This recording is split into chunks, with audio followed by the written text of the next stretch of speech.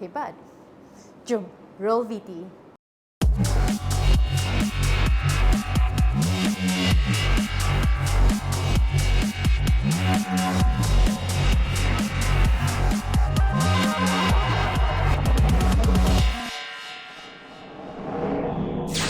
Hai, bersama dengan saya Natasha Syamin dalam Sinema #ini Sinemaku. Apa plan anda di hujung minggu ni? Takkan duduk rumah je kot. Tapi yang penting sekali, sekarang ni masih lagi dalam suasana COVID-19.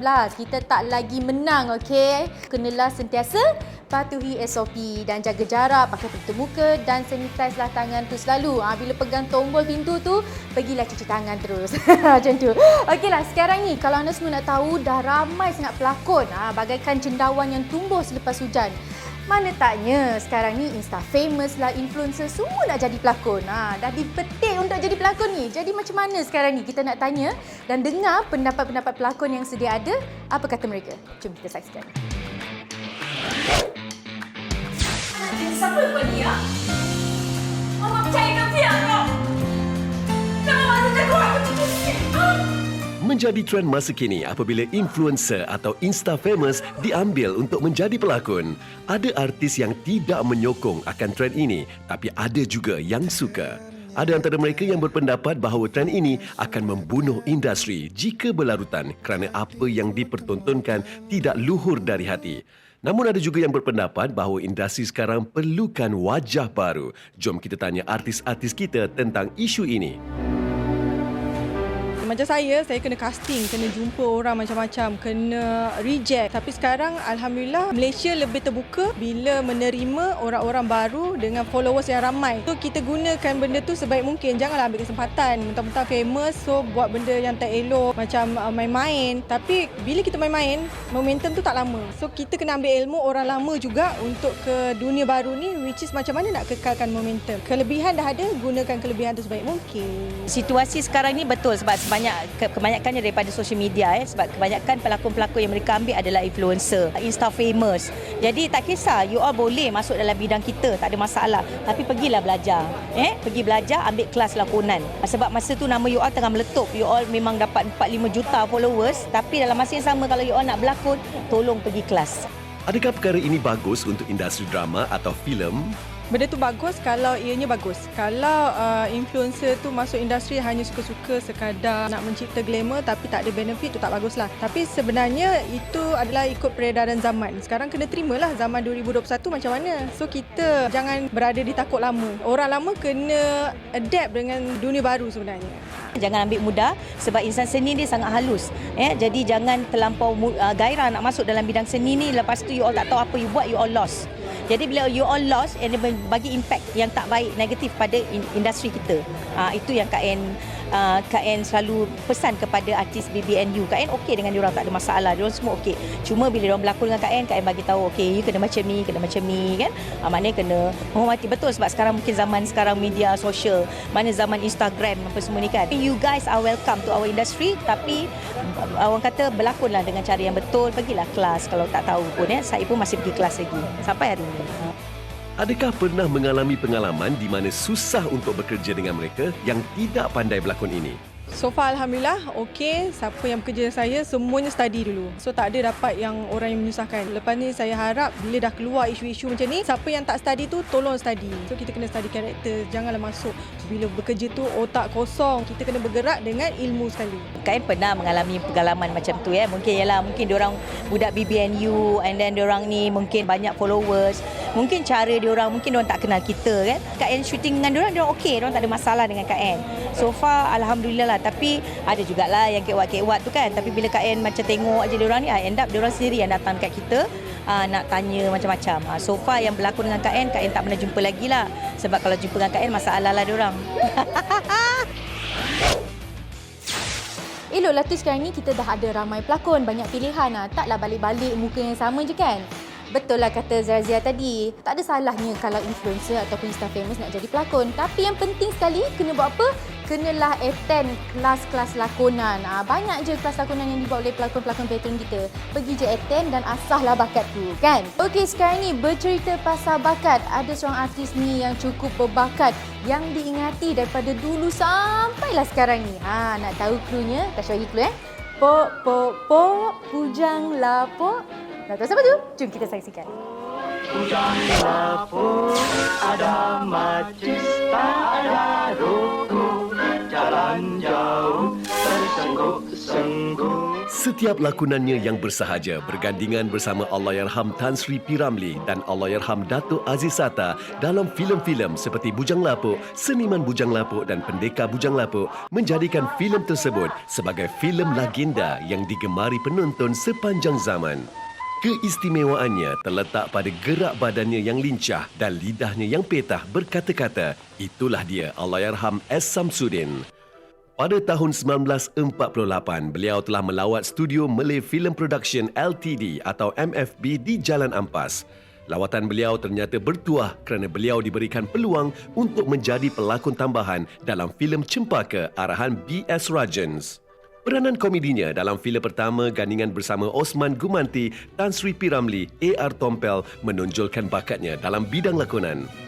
Sepanjang karirnya berlakon dalam 50 buah filem, beliau telah berjaya memenangi 2 anugerah iaitu Anugerah Pelawak Terbaik di Festival Filem Malaysia kedua pada tahun 1981 dan Anugerah Istimewa untuk pelakon veteran lelaki di Festival Filem Malaysia ke-22 pada tahun 2009. Pak Sudin telah menghembuskan nafas terakhirnya pada 4 Jun 2013 pada usia 84 tahun. Al-Fatihah. Semoga rohnya dicucuri rahmat. Lalu nak bersikap tak pernah nak motorkar. Pamas tempe! Berlanggan dengan motorkar! Ha? Mana motorkar? Mana nak motorkar? 3 tahun terbaring dalam keadaan separuh koma, pelakon dan penerbit Sharifah Aminah Said Abdullah menghembuskan nafasnya yang terakhir di Hospital Kajang pada pagi 24 Mei 2021. Allahyarhamah berusia 76 tahun. Diperkenalkan menerusi filem Bayangan Ajal terbitan Shaw Brothers pada 1968.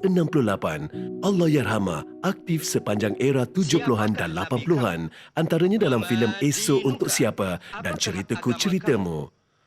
Allahyarhamah yang terlantar sakit sejak 2018 berikutan berlaku pendarahan otak dan serangan angin ahma, meninggalkan 2 cahaya mata dan 3 cucu. Moga Tuhan mencucuri rahmat ke atas roh beliau. Al-Fatihah. Sejam selepas dimasukkan ke hospital kerana masalah bengkak kaki akibat jangkitan dan alahan pada ubat-ubatan, pelakon, pelawak dan pengarah R. Ramasundran disahkan meninggal dunia pada awal pagi 26 Mei 2021. Mendiang berusia 57 tahun. Popular dengan watak Raju dalam sitkom Spanajaya, mendiang yang juga naib Presiden Persatuan Teater Malaysia dan penolong setiausaha Persatuan Artis Veteran Malaysia sudah lebih 3 dekad menjadi anak seni. Mendiang meninggalkan seorang balu dan 3 anak.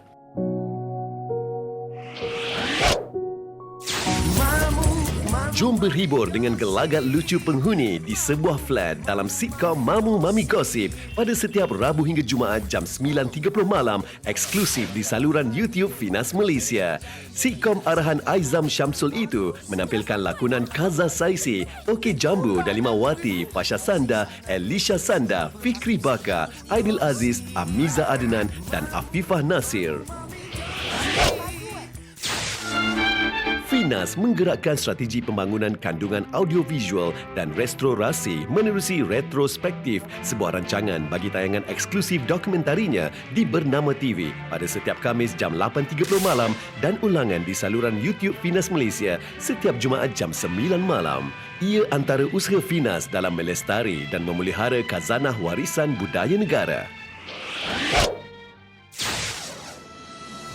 Persiapkan diri dengan informasi terkini berhubung pandemik COVID-19 menerusi Bantras COVID-19, program terbaru terbitan Finas yang bersiaran setiap Ahad di TV1 jam 12.30 hari dan Bernama TV jam 8.30 malam serta ulangan pada Isnin jam 8.30 malam di YouTube Finas Malaysia dan jam 9.45 malam di TV Sarawak. Dihoskan Izzat Zain, Bantras COVID-19 padat dengan perkongsian dalam dan luar negara, juga pelbagai isu yang dibawakan eksklusif dan liputan termasuk daripada perspektif petugas Barisan Harapan dan pesakit serta komuniti. 3 lokasi Syria, in fact di dalam Syria sekali, especially bila kita tidak bersedia untuk jadi pelarian.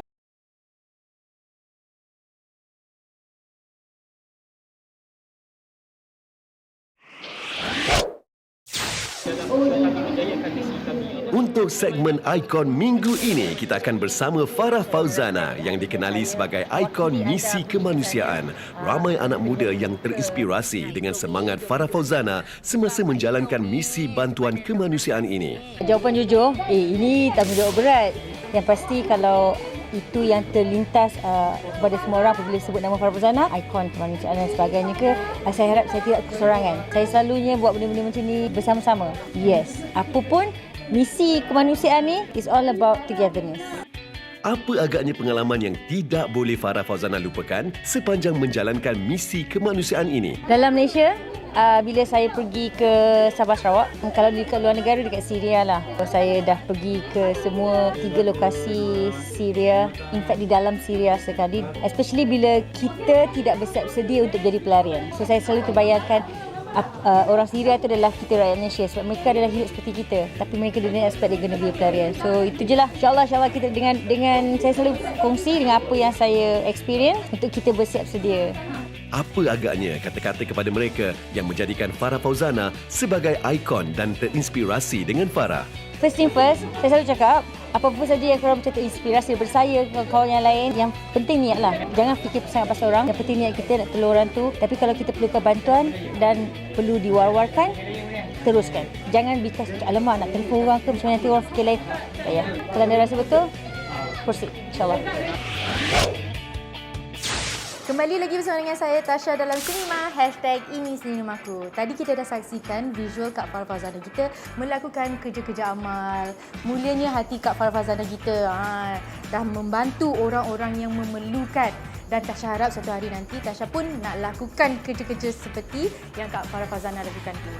Baiklah, sekarang ni kita ke segmen yang seterusnya, iaitu segmen casting, di mana kita akan bersama dengan Wan Raja, seorang pelakon yang lahir daripada pentas teater. Dan sekarang ni kita nak tanya beliau, mana susah, drama ke, filem ke, teater? Jom kita tanya.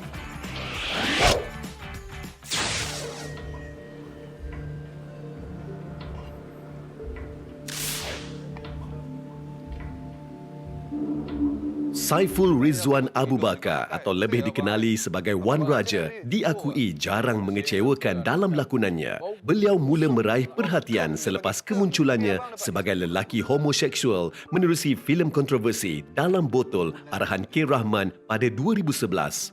Selepas 3 lagi filem, anak jati Pulau Pinang ini kembali ke layar perak baru ini bagi memainkan peranan sebagai seorang psiko dalam filem seram 77. Mengimbau perjalanannya, akui Wan Raja, beliau sebenarnya bermula agak lambat dalam dunia seni. Saya bermula dari pentas teater, agak lama jugalah. Saya agak lambat masuk dalam industri ni masa saya umur 29, 30. Tak semua orang berjaya kan, kecuali Datuk Roshamno kan. Bagi saya banyak habiskan masa di pentas lah. Sampai sekarang pun saya masih lagi dikenali sebagai pelakon teater. Lebih banyak itu daripada filem lah. Drama untuk cari makan lah sebenarnya. Alumni Institut Teknologi Mara ini yang kini dikenali sebagai UiTM merupakan pelajar di Fakulti Seni dan Rekaan. Jadi apa yang mendorongnya menyertai dunia lakonan? Masa zaman saya di ITM bukan UiTM, ITM masa tu belum ada lagi School Performing Art UiTM, belum ada lagi. Saya di Fakulti Art and Design. So saya masuk co-curriculum teater sebab minat. Itulah masa situlah bermula masa tahun 96, 97 dan kemudian lepas grad terlibat banyak dengan Kekwa masa tu, sekarang dia KKN kan, banyak belah utara lah. Sampailah umur 30 berhijrah jadi pelakon drama, TV, filem. Keupayaan Wan Raja di pentas teater dikatakan menjadi kelebihan buatnya. Namun antara 3 medium itu, mana satu yang lebih mencabar? Tiga-tiga mencabar, tiga-tiga adalah medium yang berbeza. Tiga-tiga perlukan fokus, ketekunan untuk buat. Tak adil kalau saya cakap teater lagi susah daripada drama. Drama lagi susah daripada filem. Tak adil. Tiga-tiga susah sebenarnya untuk kita nak to make believe, untuk orang percaya apa yang kita buat, apa watak yang kita bawa kan. Mencabarnya adalah teater sebab dia makan proses yang lama. Kita buat benda yang sama, proses rehearsal tu 3 bulan kan. Macam drama, filem ada rehearsal tapi ada cut. Teater kalau tersalah dialog, pandai-pandailah nak pusing masuk balik macam mana depan penonton. Kita tak boleh tipu dah. Itu yang susahnya tu. Pelbagai watak pernah dilakonkan Wan Raja. Mungkin ada satu yang memberi kejutan dan meninggalkan kesan terhadap kerjaya seninya. Kebanyakannya saya dah pernah buat lah. Pendekar, samsing, ustaz. Tapi kan watak yang paling sampai sekarang orang cakap best lah dalam cerita tu adalah watak seorang fashion designer. Penat saya buat stunt, jadi pendekar, jadi gangster semua bagai. Tapi Dion Square ni. Arahan Aziz M. Osman, dia bidadariku. Saya jadi partner Era Fazira macam tu. Itulah mesti orang sebut sampai sekarang. Mungkin terlalu ramai orang bawa watak yang gangster. Mungkin jadi stereotype. Mungkin yang tu tiba-tiba dengan muka macam ni, jambang macam ni, pecah rumah macam ni, tiba-tiba Tapi takkan mahu berlakon saja. Tidakkah Wan Raja teringin untuk duduk di kerusi pengarah pula? akan impikan itulah untuk upgradekan diri kan. Tapi buat masa ni banyak lagi watak yang saya belum achieve. Contoh orang cacat. Banyak lagi lah yang belum dapat. So selagi saya tak dapat tu, saya tak berani lagi nak membabitkan diri dari directing. Lagipun untuk directing banyak lagi yang perlu belajar. Bukan tak semua orang senang-senang. Okey, dah jadi pelakon dah boleh jadi director. Tak. Technical, management. Kena tahu juga tu prosesnya panjang lagi tu. Penyampaian makluman aspirasi kerajaan menerusi usaha hebahan, promosi dan komunikasi strategik Wawasan Kemakmuran Bersama 2030 dibincangkan Unit Penyampaian Kemakmuran Bersama atau SEPADU dan FINAS dalam satu sesi baru ini. Sesi dalam talian yang dipengerusikan Menteri di Jabatan Perdana Menteri Tugas-Tugas Khas Yang Berhormat Datuk Seri Muhammad Rezwan Mat Yusof itu disertai Pengarah Eksekutif SEPADU yang berbahagia Datuk Dr. Hanisa Husin dan Ketua Pegawai Eksekutif FINAS yang berusaha Dr. Ahmad Idham Ahmad Nazri. Prosedur Operasi Standard atau SOP penggambaran sepanjang pelaksanaan Perintah Kawalan Pergerakan atau PKP 3.0 diperketatkan mulai 25 Mei 2021 dengan kebenaran terhad bagi kerja-kerja rakaman dalaman iaitu di studio rasmi yang berdaftar dengan pihak berkuasa tempatan serta Suruhanjaya Syarikat Malaysia. Selaras pengumuman kerajaan baru ini, rakaman hanya dibenarkan berlangsung antara jam 8 pagi hingga 8 malam dengan jumlah kru yang minimum dan tanpa kehadiran penonton. Juga perlu memohon sijil perakuan penggambaran filem khas dan tertakluk kepada pematuhan SOP industri kreatif yang ditetapkan oleh Majlis Keselamatan Negara.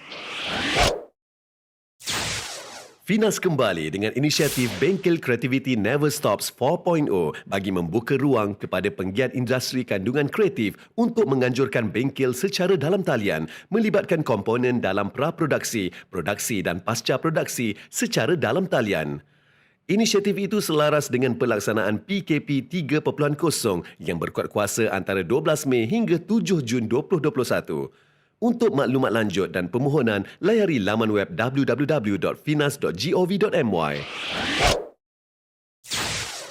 Pejabat Pelesenan dan Penguatkuasaan FINAS Zon Timur menutup sementara operasinya sepanjang pelaksanaan Perintah Kawalan Pergerakan diperketatkan di daerah Kuantan bermula 24 Mei hingga 6 Jun 2021.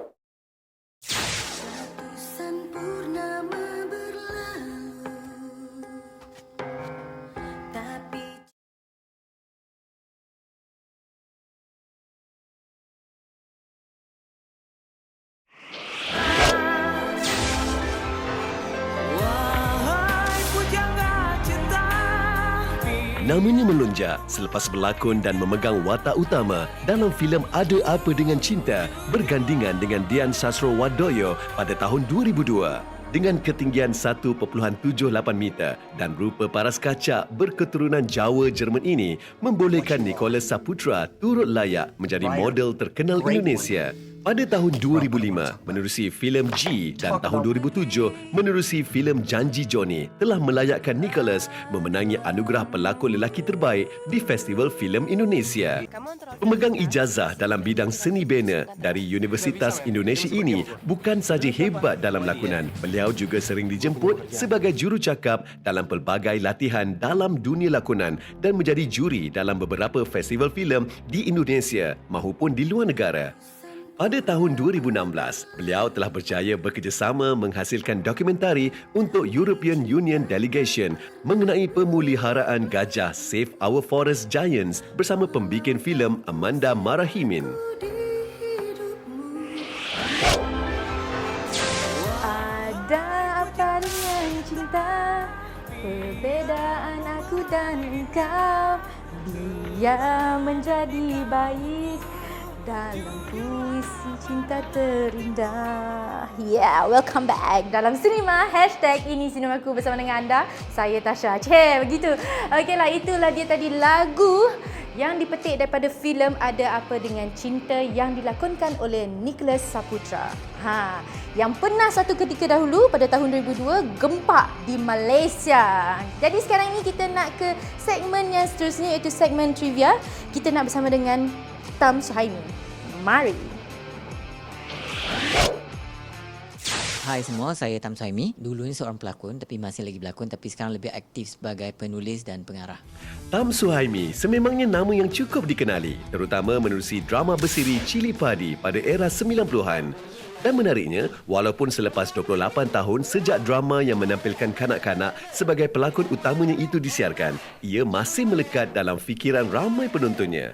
Kenapa ya Cili Padi memberi impak sebegitu besar? Pada waktu tu 90-an kan kita banyak drama-drama dewasa lah, drama masa tu belum ada drama korporat lagi, tapi drama dewasa lah, drama berat. Waktu tu tiba-tiba muncul drama bersiri penyiasatan kanak-kanak remaja. So macam ala-ala The Goonies macam tu kan. So saya rasa sebab tu dia relatable bukan saja pada kanak-kanak dan remaja. So dia jadi macam a family drama yang orang semua akan tengok. Tam atau nama sebenarnya Nur Azmi Suhaimi baru berusia 14 tahun semasa mula membawakan peranan sebagai Salim. Selain Tam, melengkapi barisan pelakon Cili Padi ialah Anne Ngasri, Nick Faris, Nick Fazil, Melissa Saila dan Jafar On. Diarahkan oleh Aziz M. Osman, drama itu bertahan selama 3 musim di TV3. Watak saya bernama Salim. So dia ada Salim, Syafiq, Maria, Cikgu Jaafar, Lily. Cili Padi dia sebenarnya dia bermula daripada sebuah telemovie. Mungkin disebabkan sambutan yang menggalakkan, dia telah di-convert menjadi drama bersiri. Tengah jam, 13 episod. So dia ada 3 musim. Yang seronoknya, we work as a family lah, dan kita shoot masa tu mostly during cuti sekolah sebab kita semua sekolah kan. Saya rasa seronok sebab Abang Lumpur dia pun fun. Jadi dekat set tu fun lah. Ada pelakon undangan kan, kita ada Aida Nerina, dia ada Dave Glamour, ada Shani, ada Kak Alia V, Nur Alia. Saya rasa macam dia, macam mana orang seronok menonton, kita dekat set pun kita seronok while filming the series lah. Macam kita pun nak tahu apa adventure seterusnya dalam cerita ni. Sepanjang bersama Cili Padi, apa antara pengalaman yang paling Tam ingat sampai sekarang? Abang Jaafar On, Cikgu Jaafar, dia kalau dah sebut maknanya, okey tu dia dah lupa dialog. Kalau makna okey dah tak ada makna lah. Cili Padi adalah pertama kali saya bekerja dengan Abang Aziz. Dia ada treatment, kita diberi sinopsis tapi dia tulis treatment, scene 1 apa, scene 2 apa. Jadi sebelum kita mula penggambaran tu, dia akan tulis line tu, kita hafal dalam 10-15 minit dan kita terus shoot. Mula-mula kita macam agak tak ada skrip tak. Tapi bagi saya itu adalah satu latihan untuk hafalan lah. Saya rasa macam, dan supaya kita tak terlalu stick to the script kan, supaya kita tak scripted. Tapi bagi saya it's a good training. Dia satu pengalaman yang bagus lah bagi saya. Dan saya pun bila saya dah start menulis, kadang-kadang saya pun pakai teknik tu juga, macam bagi treatment dulu. Walaupun saya tahu sebenarnya mungkin ada banyak scriptwriter memang tak setuju dengan macam tak unprepared kan. Tapi kadang-kadang bagi saya it's good when you want to improvise lah. Apalah agaknya rasa Cili Padi sampai boleh melekat di hati penonton? Sebab karakter tu semua di individual. Saya suka karakter saya, Salim. Dia macam overprotective brother yang suka adventure walaupun kadang-kadang end up akan menyusahkan diri dia kan. Tapi saya rasa semua karakter, Salim, Syafiq, Maria, Lily, Cikgu Jaafar, dia orang semua ada personality masing-masing lah. Jadi saya rasa macam diberi peluang, saya tetap nak jadi Salim jugalah. Saya punya personal favourite adalah the telemovie. Telemovie yang mula mengenalkan tu satu family pindah. So anak dia yang pertama tu agak rebellious bila kena pindah, kena membesar dalam persekitaran yang baru kan. Parents kena pergi somewhere, rupanya jiran dia dirompak, jadi diorang nak lari rumah, ternampak jiran tengah kena rompak, nak rescue, diorang semua kena tangkap sekali. Saya rasa yang itu pengalaman tu I think pengalaman yang saya rasa macam saya katalah, sebab waktu tu tak ada cerita yang adventure. Masa tu kita tahu Hollywood dah ada Home Alone, tiba-tiba kita ada cerita yang macam tu kan, tentang remaja yang berhadapan. Sebab selalunya seingat saya kalau waktu tu kalau watak kanak-kanak ni selalu it's either penyeri untuk komedi sikit ataupun sedih kan. Tapi ni memang yang dia highlight kan memang watak kanak-kanak tu sendiri. So kanak-kanak di Malaysia pun macam ada macam series yang diorang boleh relate, yang macam okey kita nak adventure macam ni. Ada yang ingin Tam sampaikan untuk pengalaman bersama Cili Padi? Ucapkan terima kasih kepada the creator itself, Abang Aziz Osman. Terima kasih kerana cast saya untuk menjadi salah seorang watak Cili Padi itu, dan kepada mereka yang menonton, yang daripada kecil sampai sekarang yang masih ingat saya sebagai watak Cili Padi itu, saya ucapkan terima kasih. Terima kasih atas sokongan anda selama ini. Harapan saya, kalau boleh, Abang Aziz tu pernah cakap, dia kata dia macam nak buat remake generasi yang baru. Saya kata it would be fun lah, it would be fun. Macam okey, so Salim tu dah jadi apa, Maria dah jadi apa kan. So, tapi ada generasi yang baru. Mungkin dia takkan sama macam Cili Padi yang dulu, tapi mungkin dia akan suntikan elemen yang baru lah. Cili Padi, kecil-kecil Cili Padi. Itulah dia drama Cili Padi. Dah 28 tahun dah masa dah berlalu, masih lagi orang ingat Tam Suhaimi ni sebagai Salim dalam drama tu. Okey, banyak lagi info yang ingin Tasha kongsikan kepada anda semua, tetapi kita dah pun sampai di penghujung rancangan. Tetapi itu bukan satu halangan di mana kita akan jumpa lagi minggu hadapan.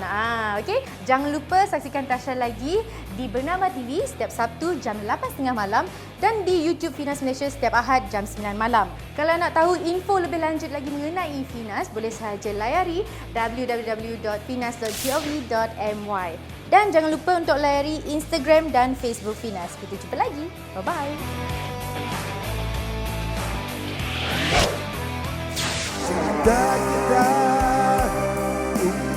Sebelum berpisah, kita layan dulu lagu nyanyian Nash berjudul Asli. Bye-bye, jumpa lagi minggu hadapan. Maka indah segalanya, itu asli kepadanya. Ku nanti dengan sedih.